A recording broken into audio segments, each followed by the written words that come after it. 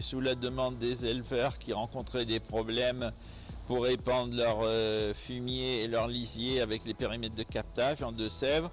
Et la coopérative en 2011 a décidé d'étudier un projet de méthanisation. Et on a vu que le gisement était assez important, donc on pouvait envisager de construire un méthaniseur. Et le conseil d'administration de l'époque a décidé de se lancer dans cette aventure.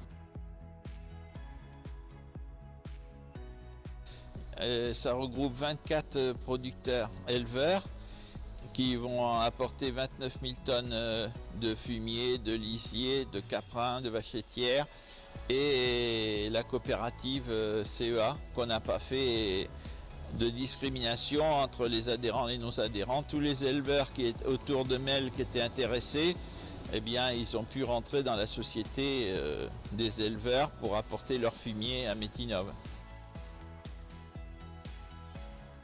On a créé une société qui est une filiale de la coopérative, et c'est la coopérative qui a assuré le fonds de roulement de la société pour faire toutes les études initiales et accompagner les éleveurs. Les éleveurs ont pris 18% du capital de la société, Métinov, et la coopérative avait 82%.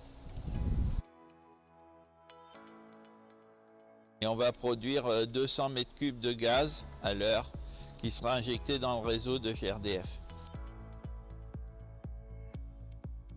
Ici, pour l'instant, on a 2 salariés pour s'occuper de la méta pour la mise en route. Vraisemblablement, on passera à 3 une fois que ça sera en route. Et puis pour le transport et l'épandage, il y a 2 salariés et demi. Ça fait un complément de revenus.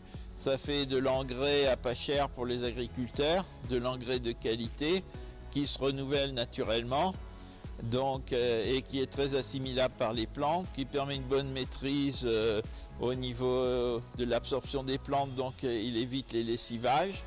C'est que ça résout les problèmes d'odeur dans le territoire rural.